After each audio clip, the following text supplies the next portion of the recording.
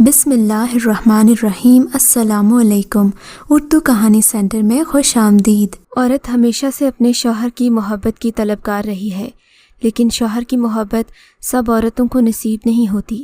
یہی کچھ میرے ساتھ بھی ہوا۔ میں اپنے شوہر کی ایک نظر التفات دیکھنے کو ترستی تھی۔ میں اس کے لیے راہ میں پلکیں بچھائے بیٹھی رہتی اور وہ ظالم ایک نظر بھی مجھے اٹھا کر نہ دیکھتا۔ لیکن پھر ایک صبح ایک ایسا واقعہ ہوا جس نے میری زندگی کو بدل دیا۔ میری بدبختی کی کہانی اس وقت شروع ہوئی جب ابا نے اکھڑتی سانسوں کے ساتھ سلمان کا نام لیا تھا۔ سلمان ابا کا منہ بولا بیٹا تھے۔ ابا جب اپنے اچھے دنوں میں ایک اچھا خاصا کاروبار چلا رہے تھے، ان پر آسودگی کے دن تھے، تو انہوں نے سلمان کو اپنا بیٹا بنا کر پالا تھا۔ بعد میں جب سلمان بڑے ہو گئے، اعلیٰ تعلیم کے لیے لندن چلے گئے، تو ابا کے حالات بھی خراب ہو گئے۔ سلمان نے وہاں جا کر ابا کی خبر نہ لی، جبکہ ابا کے دل میں سلمان کی یاد آج بھی پہلے کی طرح تازہ تھی۔ وہ انہیں اپنا فرما بردار اور مطیع بیٹا سمجھتے تھے۔ ابا کی طبیعت خراب ہوئی۔ جب زندگی کی امید باقی نہ رہی تو انہوں نے سلمان کا نام لیا۔ میں تو سلمان کو تقریباً بھول ہی چکی تھی۔ شاید اس وقت 10 سال کی ہوں گی جب وہ اس گھر سے گئے تھے۔ اگرچہ ابا سلمان کو فون کرنا چھوڑ چکے تھے، لیکن اس دن اپنی طبیعت کے پیش نظر انہوں نے مجھے سلمان کو کال کرنے کا کہا۔ خوش قسمتی سے سلمان نے کال اٹھا لی۔ ان کا لہجہ سرد تھا۔ میں نے انہیں ابا کی بیماری کا بتایا تو دل پسیج گیا۔ اگلے ہی دن کی فلائٹ سے وہ پاکستان واپس آ گئے۔ ایئرپورٹ پر آ کر انہوں نے پاکستان والے نمبر سے مجھے کال کی۔ ہاسپٹل کا پوچھا تو میں نے کہہ دیا کہ ابا فلاں ہاسپٹل میں داخل ہیں۔ وہ دوڑے دوڑے وہاں پہنچے۔ اس وقت تک ابا کی سانسیں اکھڑ چکی تھیں۔ انہوں نے جاتے جاتے صرف سلمان کو اتنا کہا، بیٹا میری بیٹی ماہرخ کا خیال رکھنا، اسے اکیلے نہیں چھوڑنا، اس سے نکاح کر لینا۔ ابا تو یہ کہہ کر اس دنیا سے رخصت ہو گئے، لیکن میری زندگی عذاب بن کر رہ گئی۔ کفن دفن سے فارغ ہو کر سلمان مجھ سے کہنے لگے، اب تیار ہو جاؤ، ہمیں اسلام آباد چلنا ہے۔ سلمان نے کہا تو میں اداس ہو گئی۔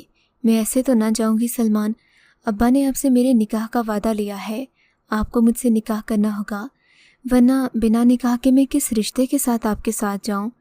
میں نے سلمان سے کہا تو وہ سوچ میں پڑ گئے۔ پڑھتے بھی کیوں نہ، وہ پہلے سے شادی شدہ اور 2 بچوں کے باپ تھے۔ ایسے میں ان کی زندگی میں میرا آنا کوئی آسان بات تو نہ تھی۔ خیر اب ابا کی وصیت کا مان تو رکھنا ہی تھا۔ ویسے بھی مجھ سے اتنی جلدی شادی کون کرتا۔ میں بھی سلمان کو ہمیشہ سے بھائی سمجھتی تھی۔ اس رشتے کو قبول کرنا میرے لیے بھی آسان نہیں تھا۔ سلمان نے چند گواہ بلائے اور گواہوں کی موجودگی میں مجھے اپنے نکاح میں لے لیا۔ میں ان کے ساتھ اسلام آباد آ گئی۔ انہوں نے دروازہ کھٹکھٹایا تو ایک 25 سالہ خوبرو عورت نے دروازہ کھولا۔ یہ عورت کوئی اور نہیں بلکہ سلمان کی پہلی بیوی تھی اور میں اس بارے میں جانتی تھی۔ سلمان کے بچے اس سے لپٹ گئے، جبکہ ان کی بیوی نے میرا پرتپاک استقبال کیا۔ شاید ابھی تک وہ ہم دونوں کے رشتے کی حقیقت سے واقف نہیں تھی۔ سلمان سے پوچھا یہ کون ہے تو سلمان نے کہہ دیا خان بابا کی بیٹی ہے۔ خان بابا نے مجھے بچوں کی طرح پالا ہے، بالکل اپنے بیٹوں کی طرح۔ ان کا انتقال ہو گیا تو ان کی بیٹی کا خیال رکھنے کو کوئی نہیں تھا، اسی لیے میں اسے یہاں لے آیا۔ کہتے ہیں کہ احسان کا بدلہ ہمیشہ چکانا چاہیے۔ انہوں نے بڑے فلسفیانہ انداز میں کہا تو ان کی بیگم متاثر ہو گئی۔ وہ بھی گاؤں کی بھولی بھالی عورت تھی۔ مجھے اپنے کمرے میں لے گئی، مگر یہاں آ کر مجھے احساس ہوا کہ بے نامی رشتے کتنا دکھ دیتے ہیں۔ میں سلمان کی بیوی تھی، لیکن مجھے ایک علیحدہ کمرہ دیا گیا۔ سلمان کی بیوی اگرچہ خوش اخلاق عورت تھی، مگر وہ میری حقیقت سے ناواقف تھی۔ سلمان یہاں آ کر اجنبی بن گئے تھے۔ وہ مجھ سے کوئی بات نہیں کرتے تھے۔ میں دن رات ان کا انتظار کرتی رہتی، مگر وہ بھول کر بھی میرے کمرے میں نہ آتے۔ انہیں اپنی خاندانی بیوی کے ناراض ہونے کا بہت ڈر تھا، شاید اسی لیے وہ مجھے جی بھر کے نظر انداز کرتے تھے۔ میں ان کی باتوں پر اپنا دل محسوس کر رہ جاتی، مگر کیا کر سکتی تھی، میرے پاس اور کوئی چارہ بھی نہیں تھا۔ میں نے ان کا دل جیتنے کی ہر ممکن کوشش کی۔ صبح اٹھتے ہی میں کام کاج میں لگ جاتی۔ سلمان سامنے ہوتے تو میں ان کے لیے ناشتہ بناتی، جبکہ اس کی بیوی کی نظر میں ایک خادمہ کی حیثیت سے یہاں یہ کام کر رہی تھی۔ اسے کیا معلوم کہ میں تو اپنے شوہر کا دل جیتنا چاہتی تھی۔ उस दिन खुशकिस्मती से साजदा यानी कि सलमान की बीवी सो रही थी। सलमान जल्द उठ गए, मैं भी उनके साथ ही उठ गई। मैंने नाश्ता बनाने के लिए किचन का रुख किया तो सलमान भी मेरे पीछे आ गए। करख्त आवाज़ में बोले, ये ड्रामे करके तुम मुझे मुतासिर नहीं कर सकती। जानती हो मुझे तुमसे कोई ख़ास दिलचस्पी नहीं है। तुम्हें इस घर में जगह दी है, इसी को काफ़ी समझो। ज़्यादा आगे बढ़ने की ज़रूरत नहीं है। सलमान की इस बेइज्जती पर मुझे शिद्दत से एहसास तौहीन हुआ। मैं सोच भी नहीं सकती थी कि मेरा अपना शौहर मुझे इतना कमतर महसूस करवाएगा। बहरहाल क्या हो सकता था, मैं अपने नसीब पर आंसू बहाती रह गई। उस दिन के बाद से मैंने नाश्ता बनाना छोड़ दिया। अगर साजिदा बेगम के कहने पर बना भी लेती तो नाश्ता देने खुद न जाती, साजिदा के हाथ में थमा देती। साजिदा मेरी इसी शराफत की दीवानी हो गई। शायद वो जान गई थी कि मुझे उसके शौहर से कोई दिलचस्पी नहीं थी, लेकिन एक दिन उसका मान भी टूट गया। हुआ यूँ कि साजिदा अपने बच्चों के साथ बाज़ार में शॉपिंग के लिए गई हुई थी। मैं घर में अकेली थी। तभी दरवाजे पर दस्तक हुई। मैंने जाकर दरवाज़ा खोला तो सामने सलमान खड़े थे। उन्हें देखकर मैं घबरा गई। मैं जल्दी से आकर अपने कमरे में बैठ गई। सलमान शायद कोई फ़ाइल ढूंढने आए थे। गलती से मेरे कमरे का रुख कर लिया। मुझसे मेरा हाल चाल पूछने लगे। मेरे लिए तो ये लम्हा किसी ख्वाब से कम नहीं था। मैंने मुख्तसरन अपना हाल बताया। तभी दरवाजे से झांकती 2 आंखों पर मेरी नज़र पड़ी। ये फ़कीरा बुआ थी, जिसका काम ही लोगों के घरों में ताक झांक करना और इधर की उधर करना था। बस फिर क्या था। फ़कीरा बुआ ने मुझे और सलमान को बात करते देख लिया। हालांकि मैं उनके निकाह में थी, उनकी जायज़ बीवी थी, मगर ये बात फ़कीरा को कहाँ मालूम थी। शाम को बेगम साहिबा वापस आईं तो फ़कीरा ने खूब मसाले लगाकर उन्हें बताया कि मैं उनके शौहर पर डोरे डालने की कोशिश कर रही हूँ। ये सुनना था कि बेगम साहिबा भी गुस्से में आ गईं। मुझे बालों से घसीटती हुई बाहर ले आई। मेरा शौहर सलमान भी ये तमाशा देख रहा था, मगर वो कुछ नहीं बोला। उसने तो मुझे अपनी बीवी तक तस्लीम नहीं किया था, बस निकाह की कैद में बांध कर यहाँ रखा था। वो मेरा क्या साथ देता, बस बुत बना खड़ा रहा। मुझे एक बार फिर अपने नसीब पर आंसू बहाना पड़े। सोच भी नहीं सकती थी कि ज़िंदगी एक दिन मुझे इस कदर बेबस बना देगी। अब्बा ने ये नसीहत क्यों की थी? काश वो ऐसा ना कहते तो मेरी ज़िंदगी आसान होती। मैं दिल ही दिल में सोचती। उस दिन के बाद से साजिदा बेगम की नज़रें भी बदल गईं। उनको तो जैसे मैं दुनिया की बदकिरदार तरीन लड़की लगने लगी। बात बात पर मुझे ताने देती, कहती तेरे जैसी लड़कियां ही दूसरी औरतों का घर ख़राब करती हैं। अगर तूने ये सब ही करना था तो मुझे पहले बता देती। मैं तेरी शादी चौकीदार या ड्राइवर किसी से भी करवा देती, अगर इतना ही शौक़ है तो। साजिदा की बात पर मेरा दिल छलनी हो गया। ये क्या कह रही थी? क्या मैंने अपनी ख्वाहिशात की तकमील के लिए सलमान से बात की थी? हरगिज़ नहीं। जैसा वो सोच रही थी वैसा कुछ भी नहीं था। अगर होता भी तो कम अज़ कम गुनाह नहीं था, और ना ही मैं बदकिरदार थी। मगर साजिदा का दिमाग तो आसमानों से बातें कर रहा था। अगले दिन शाम के वक्त साजिदा ने मुझे चाय तैयार करने का हुक्म दिया। मैं चाय बनाने में मसरूफ़ हो गई। वो तो मुझे ज़र खरीद बांधी ही समझती थी। मैंने नहीं पूछा कि क्यों चाय बनानी है। उसने मामूल से हटकर 5-6 कप चाय बनाने का कहा। फिर उसने खुद केक भी बेक किया और ट्रे थमाकर मुझे बाहर आने का कहा। मैं हैरान परेशान सी बाहर आ गई। देखा तो ड्राइंग रूम में चंद ख़वातीन और एक खूबरू लड़का बैठा हुआ था। ये लड़का शक्ल से ही कम उम्र लगता था, बल्कि यूँ कहना चाहिए कि मेरा हम उम्र था। साजिदा ने इन लोगों के सामने मुझे बैठने का कहा। औरतों के तेवर से अंदाज़ा हो रहा था कि वो मेरा रिश्ता लेने आई हैं। या खुदाया, ये क्या नई मुसीबत है। मैं एक शादी पर दूसरी शादी कैसे कर सकती हूँ? अल्लाह तू ही कुछ बेहतर कर। मैंने दिल ही दिल में सोचा, लेकिन वो औरतें मुझे एक ही नज़र में पसंद कर चुकी थीं। थोड़ी देर के बाद साजिदा ने मुझे वहाँ से जाने का कहा। मैं अपने कमरे में आ गई। शाम तक किसी तरह बैठी रही। शाम को मुझे फ़कीरा बुआ ने इत्तला दी कि मुझे साजिदा बुला रही है। मैं उसके पास गई तो उसके चेहरे पर खुशी के आसार थे। मुबारक हो, ये लो मुँह मीठा करो। उसने मिठाई मेरी तरफ बढ़ाते हुए कहा। किस बात की मिठाई बाजी? मैंने अनजान बनकर पूछा। ज़्यादा मासूम मत बनो, तुम्हारा रिश्ता पक्का हो गया है। वो खिलखिलाते हुए बोली। मेरा रिश्ता? मगर मैं कुछ कहने ही वाली थी कि साजिदा ने मुंह पर हाथ रखकर मुझे चुप करवा दिया। थोड़ी देर के बाद सलमान भी घर आ गए। सलमान को भी साजिदा ने इसी तरह मिठाई का डब्बा पेश किया। इन्होंने भी पूछा कि किस बात की मिठाई है। तब साजिदा ने बताया कि मेरा रिश्ता पक्का हो गया है। ये सुनते ही सलमान का चेहरा सुर्ख हो गया। मर्द चाहे जितना भी बेपरवाह क्यों ना हो, वो गैरत के मामले में हमेशा सख्त होता है। जो औरत उसके निकाह में हो वो उसे अपनी मिल्कियत समझता है। सलमान का भी यही हाल था। अगरचे वो मुझसे बात तो ना करते थे, लेकिन मुझे खोने का एहसास कुछ इतना भी मामूली ना था। तभी उनके चेहरे के तासुरात बदल गए। उस दिन पहली बार मुझे लगा कि मैं सलमान को अपना बना सकती हूँ, और शायद सलमान ने भी छोटी सी कोशिश तो ज़रूर की थी कि वो मुझे अपने घर से ना निकालें। वो कोशिश उन रिश्ते वालों को मुझसे मुतनफ़र करना थी। रिश्ते वालों को फ़ोन करके बताया गया कि मैं पहले से किसी के निकाह में हूँ। जब ये बात हमारे घर तक पहुँची तो जैसे कोहराम मच गया। साजिदा ने आसमान सर पर उठा लिया, कहने लगी, न जाने ये किस कुमाश की लड़की है। अब तो मैं इसे एक पल अपने घर में नहीं रहने दूंगी। जिसके बारे में लोग ऐसी वैसी बातें करते हैं, उसका किरदार आखिर क्या होगा। ये सुन सुनकर मेरा दिल कट रहा था, मगर मैं क्या करती। मेरे पास मेरे शौहर से ताल्लुक़ का कोई सबूत तो नहीं था। बस फिर क्या होना था। मेरी सौतन ने मुझे मार धाड़ कर घर से निकाल दिया। सलमान इस मामले में भी खामोश रहे थे, क्योंकि उन्हें इस बात की खबर थी कि अगर वो बोलेंगे तो उनका अपना घर बर्बाद होगा। मैं रोती धोती दरवाजे के बाहर बैठी ही थी कि दरवाजे पर गाड़ी के हॉर्न की आवाज़ आई। हॉर्न काफ़ी ऊंचा था। मैंने सर उठाकर देखा तो सामने खूबसूरत गाड़ी खड़ी थी। ये गाड़ी शायद हमारे घर के अंदर पार्क होना चाहती थी। तभी मैंने अंदर से जाकर दरवाज़ा खोल दिया। यकीनन बीबी जी का कोई रिश्तेदार ही होगा। ये सोचकर मैंने दरवाज़ा खोला। गाड़ी खुली तो एक सेहतमंद खातून बरामद हुई। खातून ने अपना नाम बख्तावर बताया। उन्होंने अपने आप को सलमान की बहन जाहिर किया। मैंने आज तक सलमान की बहनों को नहीं देखा था। खैर मैं उन्हें अंदर ले आई।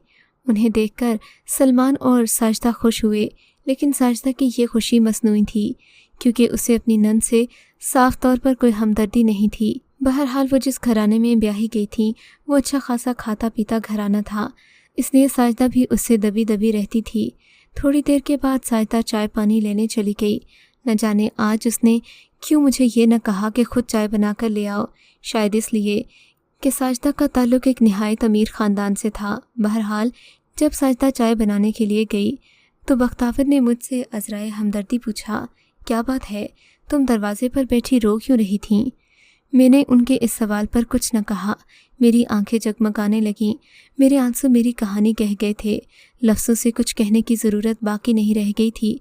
बख्तावर मेरे बहते आंसू देखकर समझ गईं कि मामला क्या है। इतनी देर में साजिदा चाय वगैरह लेकर आ गईं।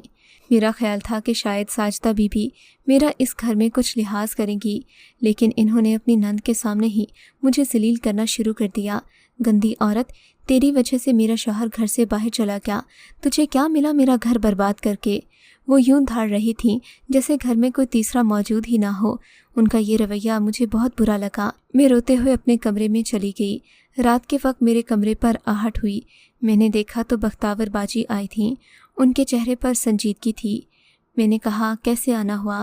कहने लगी, बेटी तुम हमारे मोहसिन की बेटी हो, और मैं सोच भी नहीं सकती थी कि हमारे मोहसिन खान बाबा की बेटी का हम ये हाल करेंगे। देखो तो भला कैसी हालत बना ली है तुमने अपनी। अगर तुम्हारे बाबा इस दुनिया से चले गए हैं, हमें भी इस बात का बहुत दुख है, लेकिन अब तुम्हें खुद को संभालना होगा बेटी।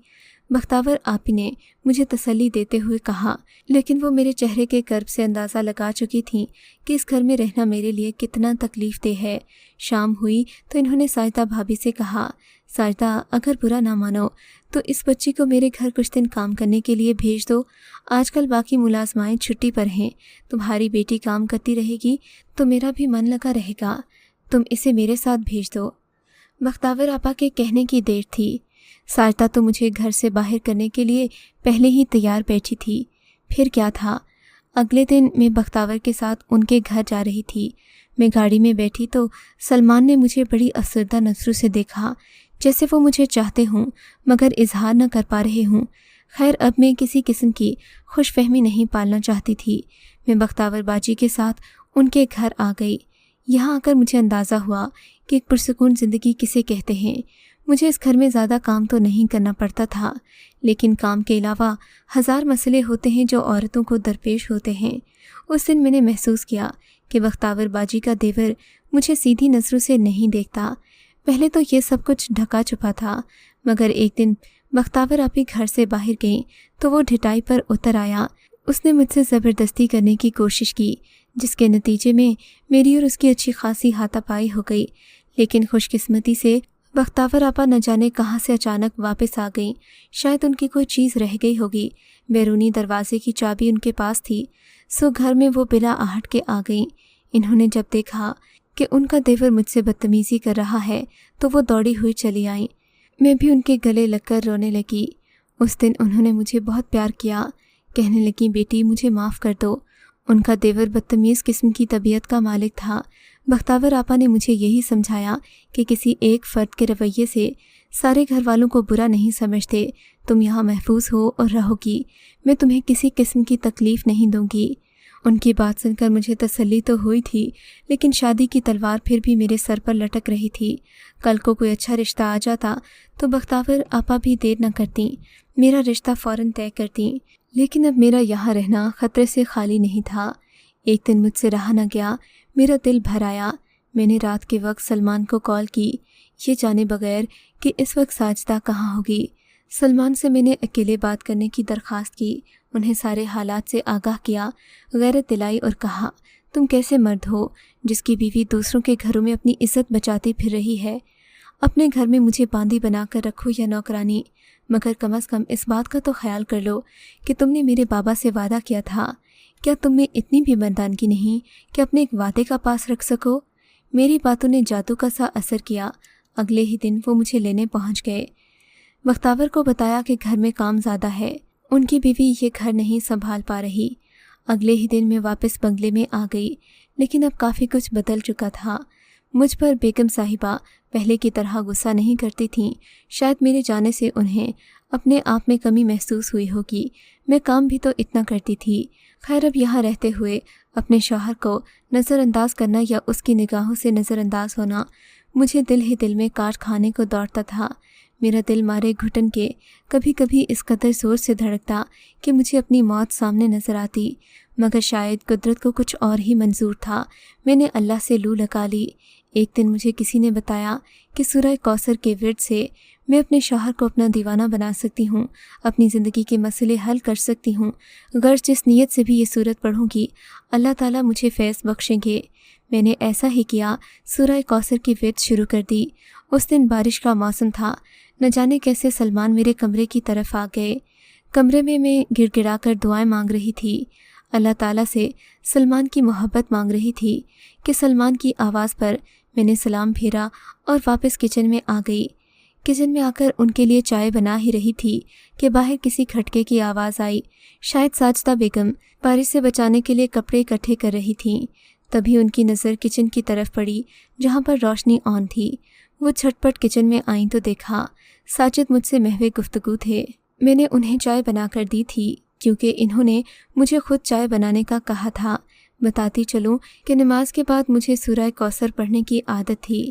میں سورہ کوثر پڑھتی اور پڑھتے پڑھتے سو جاتی تھی۔ اس وقت نہ جانے میرے من میں کیا آئی کہ میں نے چائے پر وہی سورت جو پڑھی ہوئی تھی پھونک کر اپنے شوہر کو پلا دی۔ وہ بھی اس بات پر مسکرائے تھے، مگر زیادہ نہیں۔ ان کا چہرہ سپاٹ اور سرج تھا۔ خیر تھوڑی دیر کے بعد ساجدہ بیگم دندناتی ہوئی کچن میں داخل ہوئیں۔ ان کا انداز ایسا تھا جیسے انہوں نے 2 مجرموں کو جرم کرتے ہوئے پکڑ لیا ہو، حالانکہ ایسی کوئی بات نہیں تھی۔ تبھی ساجدہ مجھ پر چلانے لگی۔ آگے بڑھ کر مجھے بالوں سے پکڑنے کی کوشش کی تو میرے شوہر سلمان بیچ میں آ گئے۔ بس بہت ہو گیا، اگر تمہیں یہاں سے جانا ہے تو خود چلی جاؤ، یہ میری بیوی ہے اور کہیں نہیں جائے گی۔ ان کا یہ کہنا تھا کہ مہنور حیرت سے گنگ میرے شوہر کو دیکھنے لگی۔ اس نے کبھی سوچا بھی نہیں تھا کہ سلمان سوتن بھی کر سکتے ہیں۔ سلمان مجھے اسی وقت اپنے کمرے میں لے گئے۔ پہلی بار مجھے ان کا قرب نصیب ہوا تو میں جیسے مکمل ہو گئی۔ آج بھی ہنسی خوشی زندگی گزار رہی ہوں، لیکن میں نے اللہ کی ڈور مضبوطی سے تھام رکھی ہے کہ جو لوگ اللہ کو اپنا سہارا بناتے ہیں وہ کبھی بے سہارا نہیں ہوتے۔ اگر آپ کو یہ کہانی اچھی لگی ہے تو اس ویڈیو کو لائک کیجیے اور اس طرح کی مزید ویڈیوز دیکھنے کے لیے ہمارے چینل کو سبسکرائب کیجیے۔